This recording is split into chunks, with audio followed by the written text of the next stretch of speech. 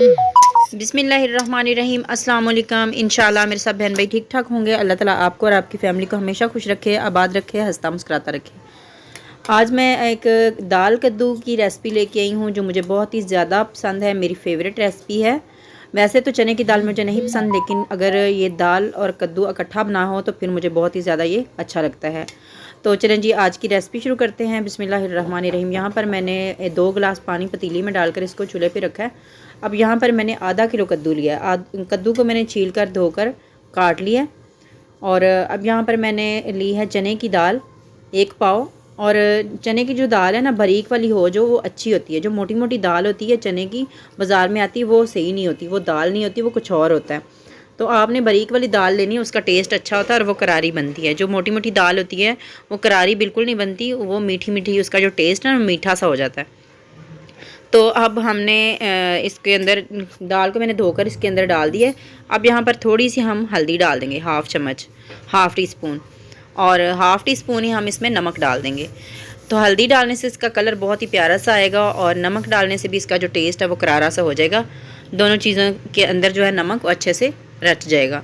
वैसे जब हम पकाएंगे इसको तब भी हम इसके अंदर नमक डालेंगे, लेकिन इस टाइम पे हम थोड़ा सा ज़रूर डालेंगे।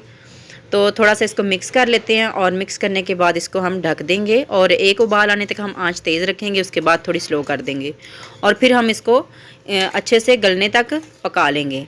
तो इसको दाल को हमने बहुत ज़्यादा नहीं पकाना। यहाँ पर देखें, ये खड़ी खड़ी सी हमने दाल इस तरह की रखनी है। और अभी इसके अंदर थोड़ा पानी है, लेकिन ये हमारे लिए बिल्कुल परफेक्ट हो चुकी है। अब हम इसको नीचे उतार लेते हैं और अब हमने रख देनी है कढ़ाई चूल्हे पे। और अब हम इसमें डाल देंगे 1.5 चम्मच खाने, ये जो हम जिससे खाना बनाते हैं इस चम्मच से मैंने 1.5 चम्मच ऑयल लिया है। 1 प्याज मैंने लिया है दरमियाने साइज़ का, इसको बारीक काट लिया है। अब इसको हमने थोड़ा सा फ्राई कर लेना है। तो ये थोड़ा सा फ्राई हो गया। अब हम इसमें डाल देंगे लहसुन, अदरक और हरी मिर्च का पेस्ट 1-1 चम्मच, तीनों चीज़ें हैं। और इसको भी हम गोल्डन होने तक फ्राई कर लेंगे। साथ ही मैंने 2 अदर टमाटर लिए हैं। टमाटर नरम होने चाहिए, नरम टमाटर जो होते हैं उसका टेस्ट ज़्यादा अच्छा आता है। 2 टमाटर हैं, इनको भी मैंने काट लिया है और ये भी डाल देंगे। और अब हम इसमें बाकी के जो पाउडर मसाले हैं वो भी इसी टाइम पे हम साथ ही डाल देंगे, ताकि हमारा जो मसाला है वो अच्छे से भून जाए। तो टमाटर भी हमारे इसमें अच्छे से गल जाएंगे। और अब हम इसमें पाउडर मसाले डाल लेते हैं।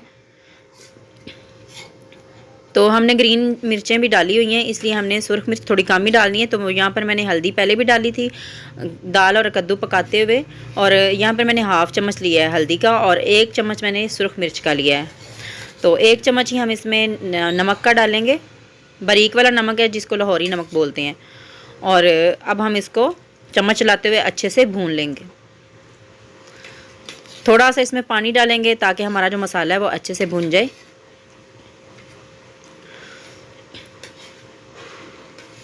तो आंच तेज़ ही रखेंगे मसाला भूनते हुए। जो टमाटर पके हुए होते हैं उनको गलने में टाइम नहीं लगता और वो बहुत जल्दी गल जाते हैं जब हम इनको फ्राई करते हैं, लेकिन फिर भी हम थोड़ा सा इस तरह से चम्मच से कर लेंगे। अगर कोई मोटा पीस इसका टमाटर का होगा तो वो अच्छे से मैश हो जाएगा। तो एक बार थोड़ा सा मैं पानी और डालूँगी ताकि मसाला जो है वो अच्छे से भून जाए। जितना ज़्यादा मसाला हमारा अच्छा भुना होता है उतना ही अच्छा खाने में से टेस्ट अच्छा आता है। तो ये देखें, माशाल्लाह हमारा जो मसाला है काफ़ी हद तक भुन चुका है। टमाटर भी इसके अंदर मेल्ट हो गए हैं।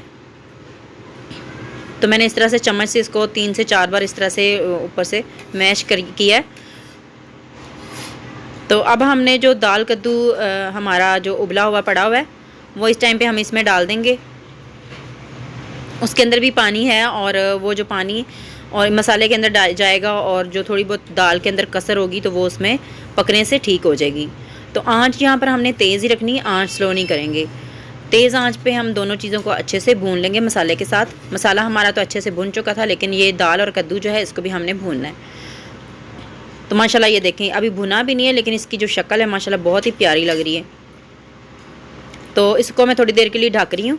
ढककर इसको पका लेंगे और थोड़ी सी 3 से 4 हरी मिर्चें डाल देंगे, साबुत हरी मिर्चें। तो इसको 5 मिनट हो गए पकते हुए। तो ये देखें, इसका पानी काफ़ी हद तक खुश्क हो गया। अब ढक्कन उतार कर हम इसको थोड़ा सा भून लेते हैं ताकि जो थोड़ा पानी रह गया इसमें वो भी खुश्क हो जाए। तो ये देखें नीचे से लगना शुरू हो जाती है, क्योंकि ये कढ़ाई जो है मेरी ये काफ़ी पुरानी हो चुकी है, तकरीबन इसको 2 से ढाई 3 साल होने वाले हैं। और ये इसका अब मेरा दिल करता है कि जल्दी जल्दी से मैं और कढ़ाई ख़रीद कर लाऊं। मेरे लिए दुआ किया करें। मैं हर रेसिपी में आप सबसे कहती हूँ कि मेरे लिए दुआ लाजमी किया करके अल्लाह ताला जल्द से जल्द मुझे बहुत सारी अच्छी और नेक तरक्कियाँ अता फरमाए, जिसमें अल्लाह ताला की तरफ से बरकत भी हो। तो अब यहाँ पर मैं हस्बे ज़रूरत हम इसमें पानी डालेंगे। मैंने 1 गिलास पानी इसमें डाला है और इसको ढककर थोड़ी देर के लिए फिर पका लेते हैं। तो यहाँ पर देखें जी हमारी जो रेसिपी है वो तैयार हो चुकी है। इतना ही हमने इसको पकाना था। और दाल कद्दू होता है ना, उसको थोड़ा सा इस तरह से ग्रेवी वाला बनाए ना तो फिर ज़्यादा उसका वो अच्छा लगता है। तो इसको अगर हम वाइट चावल जो बनाते हैं उसके साथ भी इसको हम खा सकते हैं, रोटी के साथ तो बहुत ही अच्छा लगता है, लेकिन दाल कद्दू जो है वो वाइट चावलों के साथ भी बहुत ही अच्छा लगता है। तो अब मैं आपको इसको प्लेट में निकाल कर भी दिखाती हूँ। थोड़ा सा मेरे पास हरा धनिया बहुत कम था, लेकिन मैंने थोड़ा सा इसमें डाला है, तो आप हरा धनिया थोड़ा ज़्यादा डालिएगा।